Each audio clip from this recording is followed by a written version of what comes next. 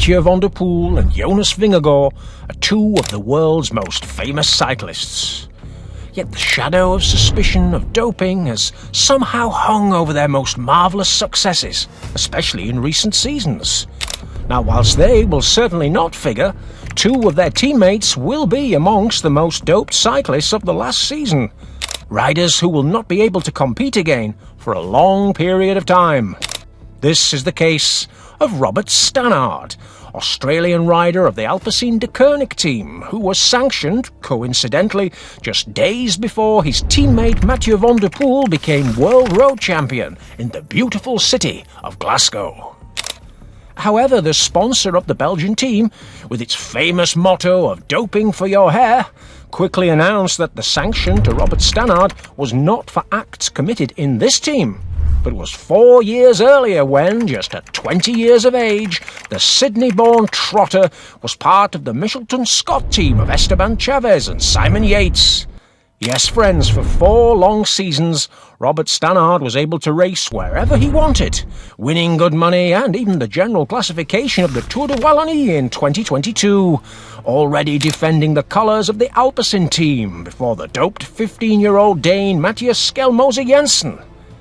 The UCI of the Felon David Lapation, as you can see, is very transparent, and they've not only allowed Stannard to make a nice living in professional sport for 5 years, but they've also omitted to mention the doping substances for which Robert Stannard tested positive and for which he has been sanctioned. Evidently, the kangaroo cyclist has said that he is innocent, and he will appeal his case. From here, Robert, we sincerely support you. We don't agree that they're using semi-unknown riders so that Lapation can suddenly say that the UCI is getting tough on doping. Now, in your appeal, tell everything you know about all the things going on around you. I'm sure the grandson and son of dopers, Mathieu Van Der Poel, will thank you for it. One rider who appealed and came out unscathed was Decathlon AG2R 22-year-old Frenchman Alex Baudin, who, in his first year as a pro, had no wins or results of note. However, more than 2 months after finishing a nondescript 73rd in the 2023 Giro d'Italia, Baudin was sanctioned by the UCI for, wait for it, Tramadol. Yes, the same substance for which Nairo Quintana lost his 6th place finish in the 2022 Tour de France while also competing on a French team. The ever-clean Gallic sportsman had formed a disorderly queue to throw dirt in industrial quantities into the veteran face of the Colombian Condor. Yet neither Lapation nor the doped-up and doping director and president of the Movement for Credible Cycling, Roger Leger, had criticised young Baudin for exactly the same thing that happened months earlier to Nairo, and for which they banned the Movistar team climber from competition. Of course, Baudin appealed with the support of the French UCI, and in just 6 months, he's back in competition, finishing 2nd in the Grand Prix de la Marseillaise, showing all his cleanliness. Let them take him to the Tour de France 2024.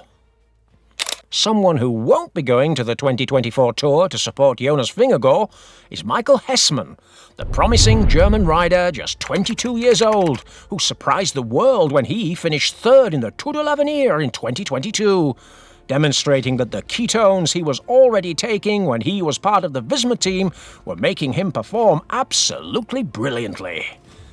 However, we discovered that not only ketones were part of the Yellow Bees cocktail for the 2023 Giro d'Italia, his Grand Tour debut as a pro.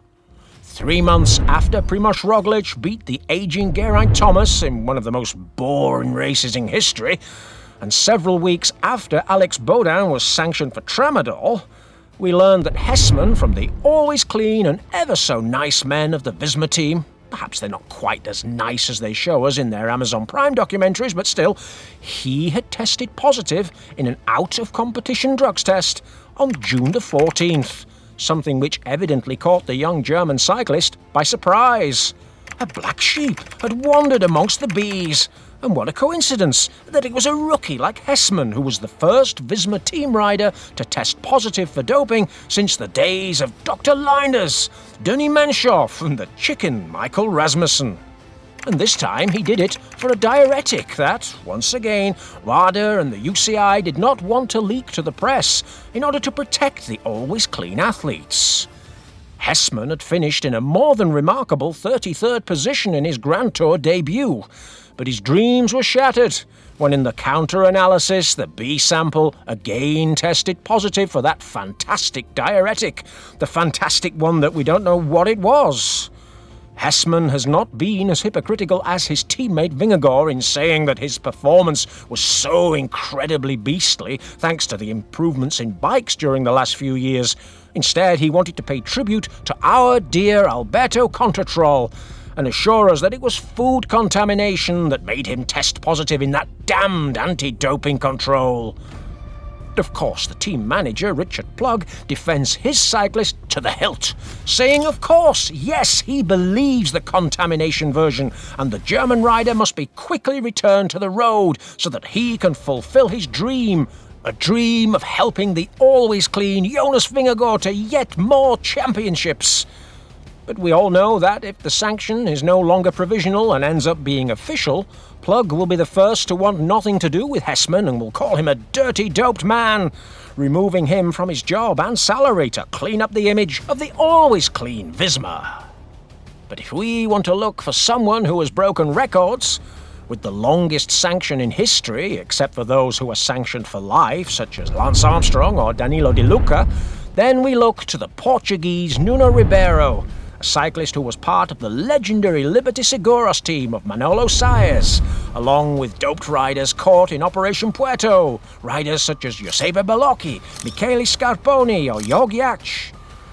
Now, when Fat Saez Balbas was sanctioned and Liberty Seguros stopped sponsoring the main team, Nuno Ribeiro, also identified as doped in Operation Puerto, was part of the Liberty Seguros Continental team, a Portuguese outfit that was put together from the most forgettable debris of Saez's team to win small-town races in the country of the soccer doper Cristiano Ronaldo. Nuno Ribeiro, along with Spaniards Pluto Nozal and Hector Guerra, tested positive for EPO in the 2009 Tour of Portugal, a competition won by Ribeiro himself at the tender age of 32. Seeing that in the Operation Puerto he'd gotten away with being a whistleblower in the investigations, he quickly blamed Dr. Alberto Beltran and declared that he felt cheated and that he was 100% clean and that he had never doped on purpose. Evidently nobody believed him and he was sanctioned for 3 seasons, but he came back from hell to race in small-town races and ended up retiring in 2014 at the age of 38, where he was still able to finish 11th in his personal fetish race, the Tour of Portugal.